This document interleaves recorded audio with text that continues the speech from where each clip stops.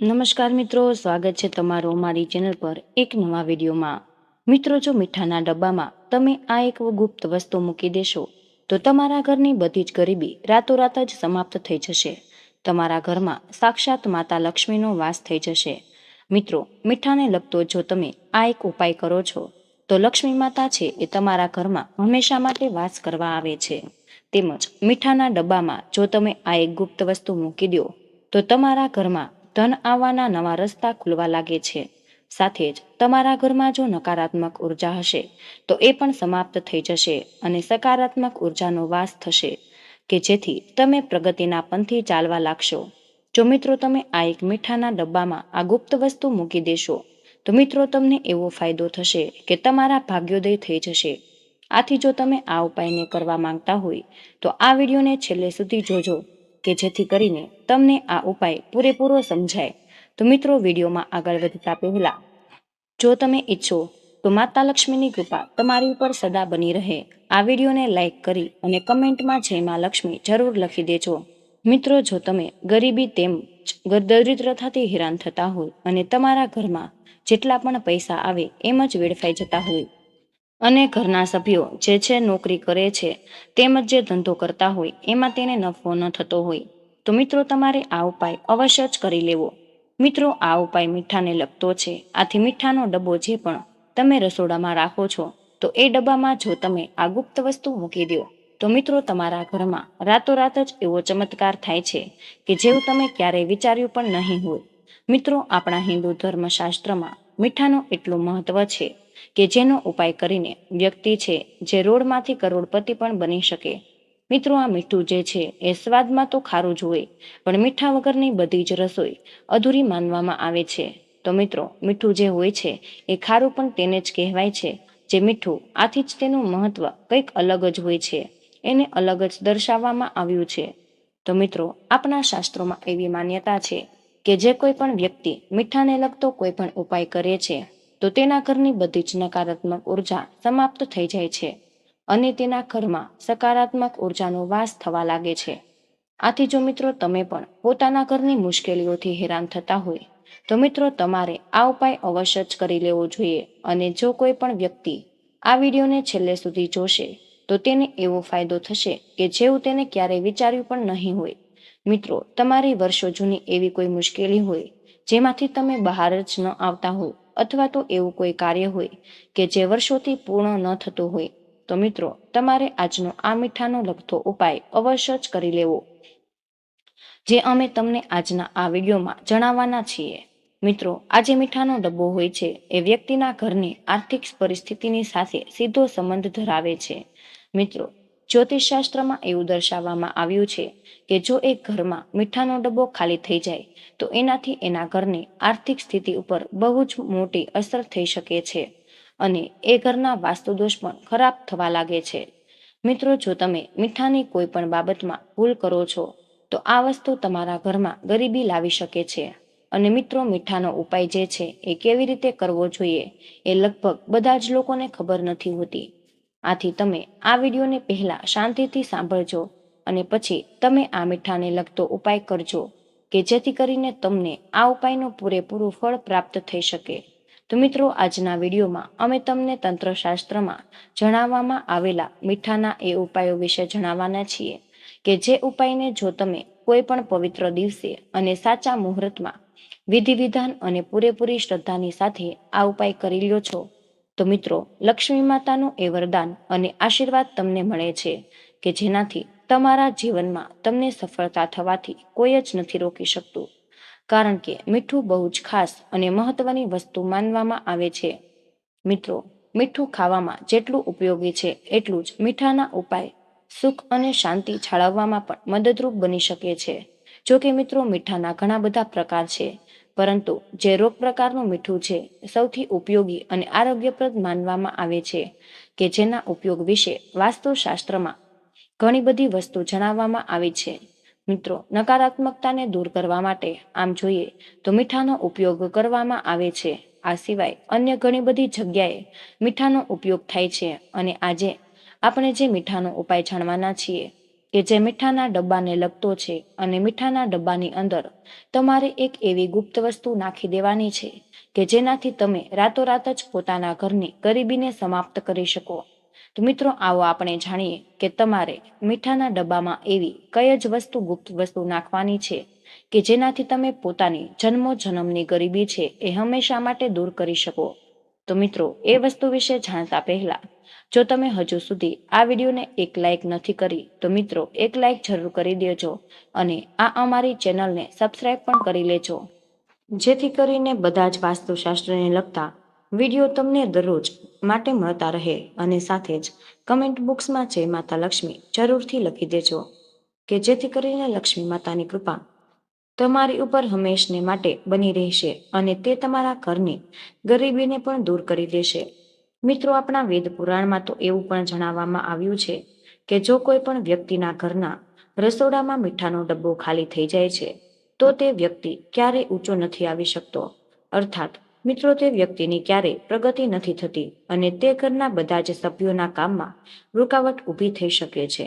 અને મિત્રો જો મીઠાને લગતા આ નિયમનું જે કોઈ પણ લોકો પાલન કરે છે તો તેના ઘરમાં લક્ષ્મી માતા છે એ દોડીને આવે છે, તેમજ જે તે ઘરને લક્ષ્મી ક્યારેય બહાર નથી જઈ શકતી. અને મિત્રો મીઠાને લગતો ઉપાય જે કોઈ પણ વ્યક્તિ કરે છે તો તે લોકો પ્રગતિના પંથે ચાલવા લાગે છે અને તે ઘરમાં હંમેશને માટે સકારાત્મક ઉર્જાનો વાસ રહી શકે. તો મિત્રો આપણે જાણીએ કે તમારે સૌ પ્રથમ આ ઉપાય ક્યારે કરવાનો છે, કેવી રીતે કરવાનો છે અને આ ઉપાય કોણ કરી શકે. તો મિત્રો સૌ પ્રથમ આ ઉપાય જે છે એ કોઈ પણ દિવસે સવારના સમયે તમારે આ ઉપાય કરવાનો છે.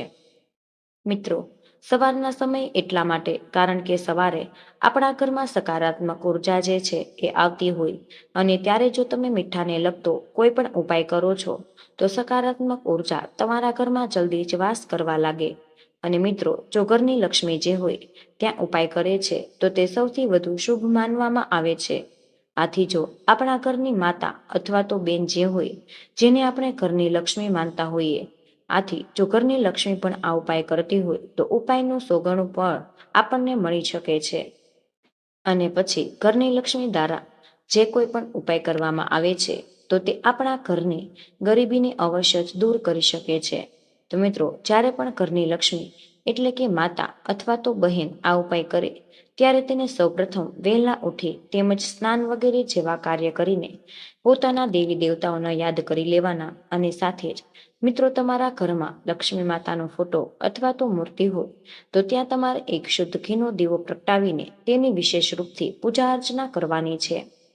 મિત્રો પછી તમારે રસોડામાં જઈને જ્યાં પણ તમે મીઠાનો ડબ્બો રાખતા હોય તો એવી જગ્યાએ મિત્રો એ મીઠાના ડબ્બામાં તમારે 3 લવિંગ અને 3 એલચી મીઠાના ડબ્બાની અંદર તમારે મૂકી દેવાની રહેશે.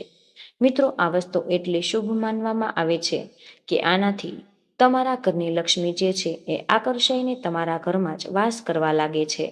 અને જો મિત્રો તમે મીઠાના ડબ્બામાં આ 3 એલચી અને 3 લવિંગ મૂકી રાખો મિત્રો તમારા ઘરની બધી જ નકારાત્મક ઉર્જા સમાપ્ત થઈ જાય અને તમારા ઘરમાં સકારાત્મક ઉર્જાનો વાસ થવા લાગે છે.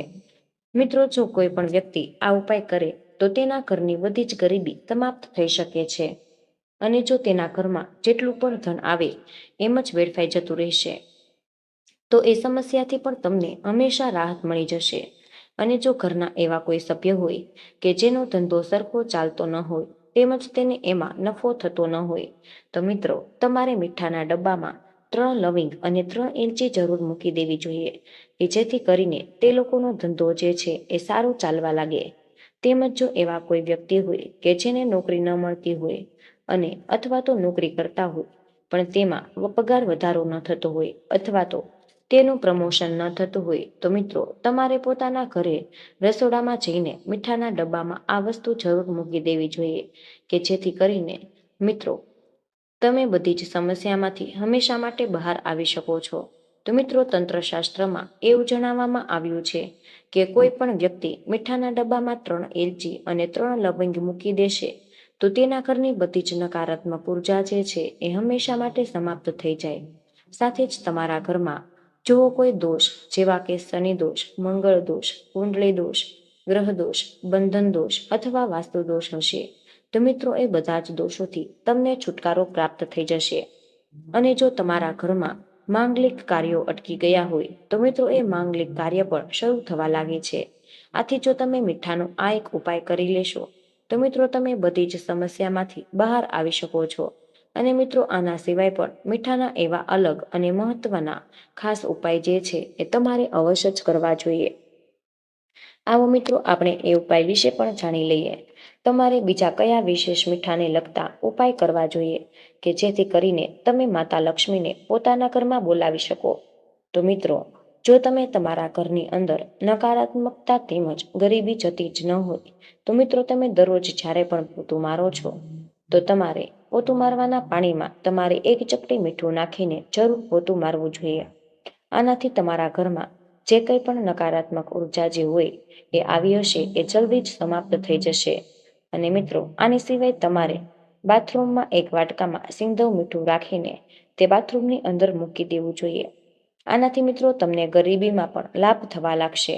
તેમજ જુઓ, વાસ્તુશાસ્ત્ર અનુસાર જો કોઈ વ્યક્તિ માનસિક તણાવમાંથી પસાર થઈ રહી હોય તો મિત્રો રૂમાલમાં મીઠું બાંધીને તે વ્યક્તિને પોતાની પાસે રાખવું જોઈએ. જો તમે આ ઉપાય કરો છો તો મિત્રો તમને તણાવમાંથી રાહત મળી શકે છે અને તમે પોતાના મનને પણ શાંત કરી શકો છો.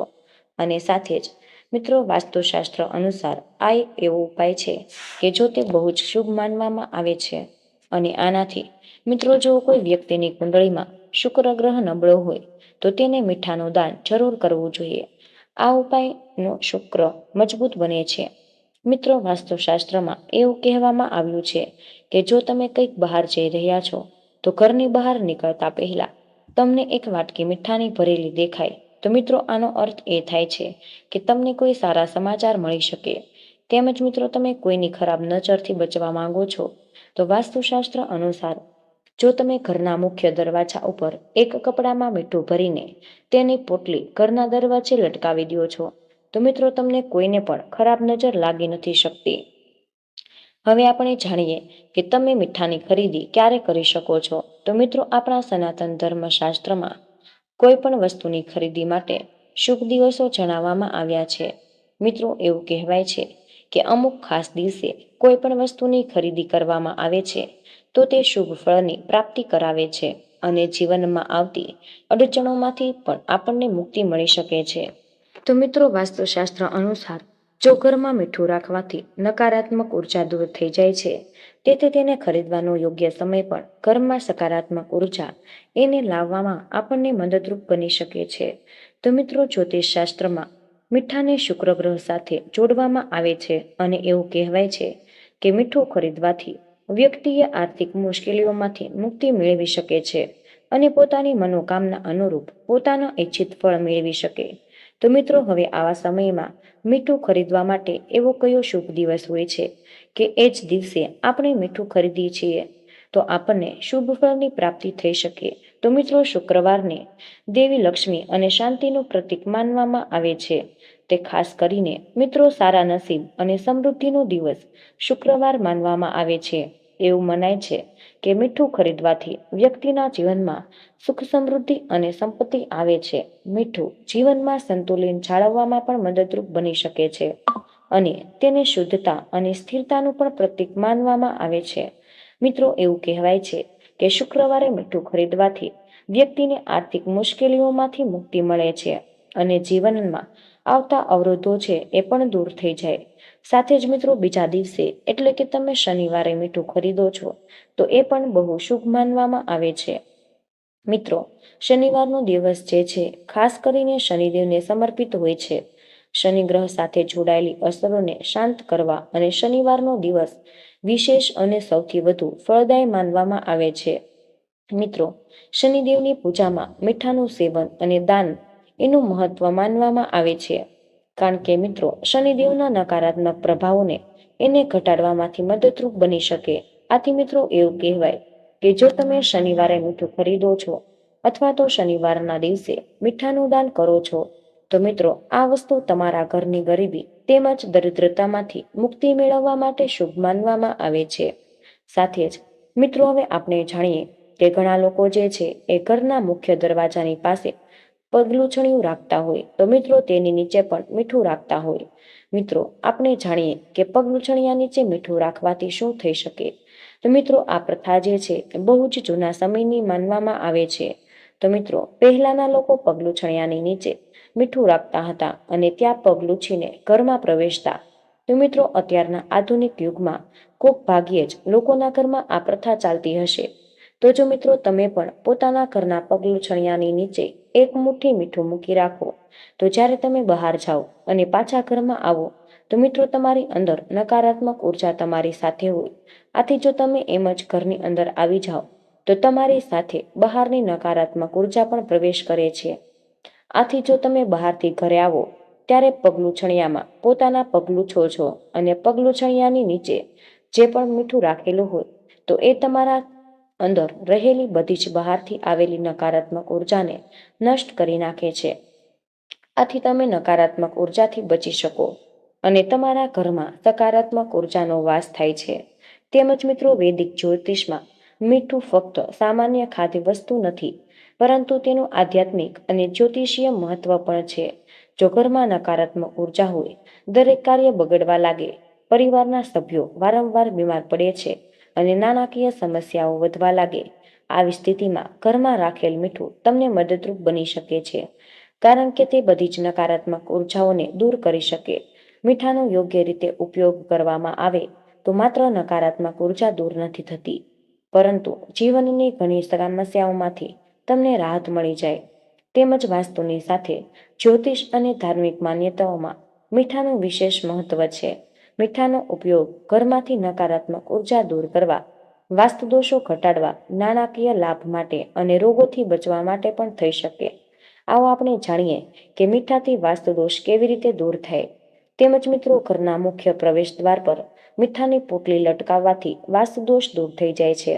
આ ઉપરાંત ઘરના દક્ષિણ ખૂણામાં સિંધો મીઠું રાખવાથી પણ શનિના અશુભ પ્રભાવોથી છુટકારો મળી શકે અને વાસ્તુશાસ્ત્ર અનુસાર મીઠાના ડબ્બામાં લવિંગ રાખવાથી ધન આવે છે અને નાણાકીય સમસ્યાઓ દૂર થઈ જાય. બીજી બાજુ જો તમે લાલ તેમજ કપડામાં સિંધો મીઠું બાંધીને ઘરના મુખ્ય પ્રવેશ દ્વાર પર રાખો છો તો તે ઘરને સમૃદ્ધ રાખે છે. તેમજ ખરાબ નજરથી બચાવવા માટે અને માથાથી પગ સુધી 7 વખત મીઠું ઘસીને વહેતા પાણીમાં નાખવાથી ખરાબ નજરનો પ્રભાવ ઓછો થઈ જાય છે. આ ઉપરાંત મીઠું અને લવિંગને એકસાથે બાંધીને ઘરના મુખ્ય દરવાજા પર તમે લટકાવી રાખવાથી ખરાબ નજરથી રક્ષણ મેળવી શકો છો. તેમજ વાસ્તુશાસ્ત્ર અનુસાર સૂતી વખતે માથા પાસે કાચના વાસણમાં મીઠું રાખવાથી લાંબા ગાળાની બીમારીમાં રાહત મળી શકે. આ ઉપરાંત એવું માનવામાં આવે છે કે મીઠાના પાણીથી સ્નાન કરવાથી શરીરમાં રહેલા ઝેરી તત્વો દૂર થઈ જાય છે. તેમજ જો કુંડળીમાં ચંદ્ર નબળો હોય તો સિંધો મીઠું વાપરવું જોઈએ અને મિત્રો કુંડળીમાં મંગળ નબળો હોય તો દરિયાઈ મીઠાનો ઉપયોગ કરવો જોઈએ. અને મીઠાનું દાન શુક્ર ગ્રહને મજબૂત બનાવે છે અને ઘરમાં મીઠાથી ભરેલું વાસણ રાખવાથી શુભ માનવામાં આવે છે. તેમજ વાસ્તુશાસ્ત્ર એવું કહે છે કે સાંજે મીઠું દાન ન કરવું જોઈએ. આમ કરવાથી નકારાત્મક ઉર્જા વધે છે અને ઘરમાં નકારાત્મક ઉર્જા રહેવાને કારણે ઘરેલું ઝઘડા વધવા લાગે અને ઘરના લોકો સાથેના સંબંધો બગડવા લાગે છે. મિત્રો સાંજે મીઠું દાન કરવાથી નકારાત્મક ઉર્જા વધુ મજબૂત બને છે જે પ્રગતિ અને સમૃદ્ધિમાં અવરોધો પેદા કરે છે. તેમજ વાસ્તુશાસ્ત્ર અનુસાર લસણ અને ડુંગળીને તામસિક ખોરાક માનવામાં આવે છે અને તે કેતુ ગ્રહ સાથે સંબંધિત હોય છે. લસણનું દાન કરવાથી કેતુ ગ્રહની તમારા જીવન પર નકારાત્મક અસર પડે છે. આ તમારા કાર્યને પણ બગાડી શકે. સાંજે ડુંગળી લસણનું દાન કરવાથી કેતુના ખરાબ પ્રભાવ વ્યક્તિના જીવન પર પડી શકે છે અને તેના સંબંધો બગડવા લાગે છે. તો મિત્રો આ તમારા માટે ખૂબ જ મહત્વપૂર્ણ માહિતી છે. આથી કમેન્ટ બોક્સમાં જય શ્રી કૃષ્ણ અવશ્ય લખી દેજો. તમને વિનંતી છે કે હજુ સુધી વિડીયોને લાઇક ન કર્યો હોય તો વિડીયોને લાઇક કરી અમારી આ ચેનલને સબસ્ક્રાઇબ જરૂર કરી દેજો. જય શ્રી કૃષ્ણ. રાધે રાધે. ધન્યવાદ. વિડીયોને અંત સુધી જોવા બદલ તમારો ખૂબ ખૂબ આભાર.